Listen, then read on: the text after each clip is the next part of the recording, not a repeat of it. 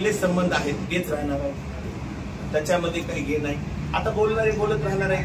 बोलणारे तर मला असंही म्हणाले की आपण कुणाचे तर मतं खायला उभा टाकून आला का, कुणी तुम्हाला उभा करून आलाय का. त्यांना स्पष्ट सांगितलं ते पटत नाही लोकांना. शब्द घ्यावा लागायला मला की हो मला कुणी उभा करणार झाले ना, मला कुणाचे मतं खायचे, मला जनता उभा करून आली आहे आणि जनतेच्या मनात मी आहे. जनता जे खरी ते तरी हे करणार आहे कमी. त्यांना माझ्याकडं सबसे बड़ा हथियार क्या होता है तो मौन रहता है. मौन हीच हात लागली आणि त्यांना ज्या शिकायला लागत त्या दिवशी कळलं जिल्हा परिषद. त्याच्यावर एक मला थोडस इतिहासात जातो. मागे एक नव्याण्णवला एक आमदार झाले, त्याला असंच म्हणले होते की काय ढाळेगाव काळेगावचं इलेक्शन नाही आले होते निवडून. आणि ते खंडाळीचे जिल्हा परिषद सदस्य, मी खंडाळीचा जिल्हा परिषद सदस्य. खंडाळी भूमी पावनभूमी आलमप्रभू महाराजाची भूमी आहे, तिथून मी जिल्हा परिषद सदस्य झालोय. आणि ह्या वेळेस आमदार होण्याचे जनतेने ठरवले माझ्यापेक्षा जास्त. त्यांनी मागं लागले तुम्ही उभा टाका, तुम्ही ठाम राहा. त्याच्यामुळे त्यांच्यावर काही जास्त बोलत बसायचं. कुणाला आपला आरोप कुणावर नाही, आपण कुणावर नाराज नाव. आपण आपलं जनतेच्या सूचनेनुसार आपलं नशीब जनतेमध्ये चालव.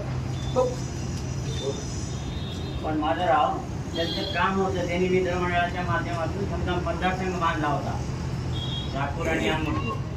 तर तुम्ही तर तसं काही प्रयत्न करता, एक फक्त जिल्हा परिषद मतदारसंघाच्या आधारावर एवढा मोठा विधानसभा मतदारसंघ तुम्हाला का विसरेल असं विश्वास वाटते का? सरांचं एकदम करेक्ट आहे. सर मी ही जेव्हा पाऊल उचललाय गेली 7 वर्ष झालं तेच करतोय मी. लोकांच्या गाठी भेटी घेणं आणि लोकांमधून काय रिस्पॉन्स येतो. आता माझं नाव कुणाला काही अपरिचित नाही. माधव जाधव हे नाव सगळ्यालाच माहिती आहे. मी सगळ्यांचीच कामं केलेली आहेत. ठीक आहे, मित्रमंडळ स्थापन केलं नव्हतं, करणारी नव्हतो, पण काही घडतं. हे आता कसं आहे सर, त्याच्यामध्ये न जाता मी 7 वर्ष लोकांचं काम केलेलं आहे. लोक ठरवतील, जनता ठरवतील, मायबाप जनता त्यांना काय पसंत आहे. माधवजी, आपण सकल मराठा समाजाची उमेदवारी मागणार आहे.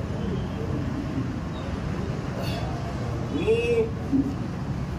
सकल मराठाच्या समाजाचं जे आता आंदोलन चालू, गरजवंतांना आरक्षण पाहिजे म्हणून लढा चालू. मी अशामध्ये असा मानणार आहे की तशाचा तर मी गरजवंतच आहे आणि माझ्यासारखे प्रत्येक समाजामध्ये गरजवंत आहे आणि त्या गरजवंताचा उमेदवार मी आहे. त्याच्यामुळं एका समाजाचा न राहता मी 18 पगड जाती धर्मासोबत राहणार आहे. माझी उमेदवारी हे सगळ्यांमधून आलेली आहे, असं म्हणजे एक लेबल मला नाही. एक प्रश्न असा आहे की अहमदपूर चाकूर विधानसभा मतदारसंघामध्ये मुस्लिम समाजाला एक सेक्युलर आमदार हवा असं वाटत असतं प्रत्येक वेळेस. तर भाजप सोडून किंवा भाजपचे कॅन्डिडेट सोडून मुस्लिम मतदान करतात. तर बघितलं तर विनायकराव पाटील साहेब भाजपमधून आलेले आहेत, खंदाळे साहेब भाजपमध्ये आहेत, बाबासाहेब पाटील सहयोगी मित्र पक्ष आहेत.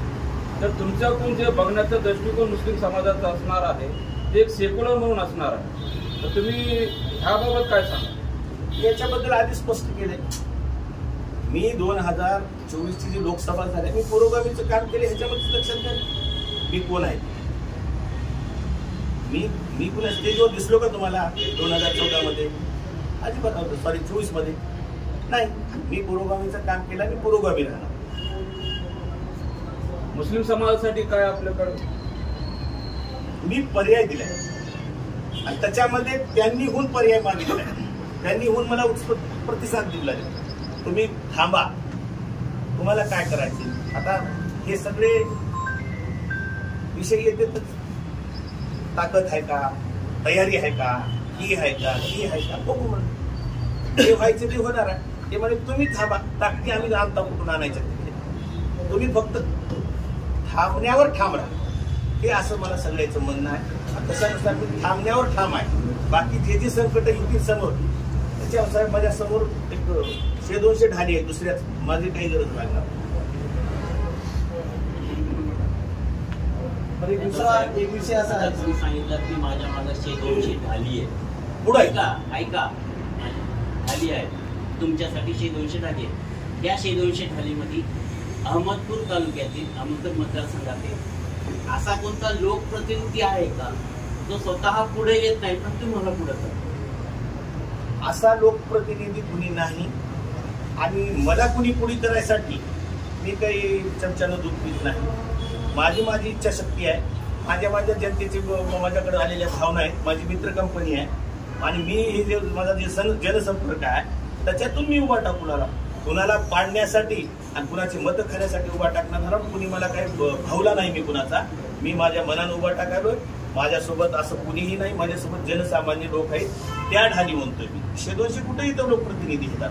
आम्ही तर माझी सदस्य आहोत. इथं रनिंग फक्त आमदारच आहेत ना.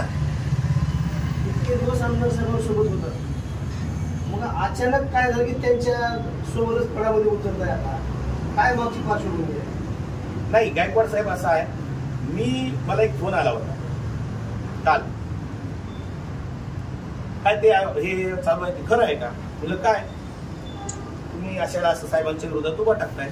कोण म्हणलं तुम्हाला? कोण म्हणलं? नाही चर्चा आहे. मी साहेबांच्या विरोधात उभा टाकणार आहे. मी अपक्ष उभा टाकून आला. पुढून कोण उभा टाकणार आहे मला माहिती नाही. तुमच्या दोघांमध्ये झाले का संवाद? झाला का? साहेबांनी तुमच्यामध्ये झालाय का? अजिबात नाही.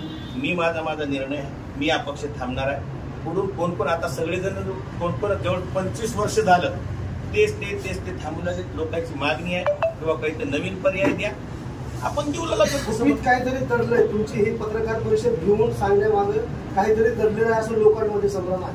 कारण तुमचा आणि आमदार बाबासाहेब पाटलांचा सोबत बसून हा प्लॅन असू शकतो असं सुद्धा म्हणतात. हे बघा, लोकांना काय बोलायचे ते त्यांनी ठरवा. मी काय बोललोय, मी माझं मत मांडलं. माझ्यावर विश्वास सामान्य जनतेचा आहे. आता ही कुणी जे संभ्रम पसरवायचा आहे पसरवित असत. मला कुणाची शिकवण नाही, मला कुणाचं काही नाही. माझं मी थांबलेला.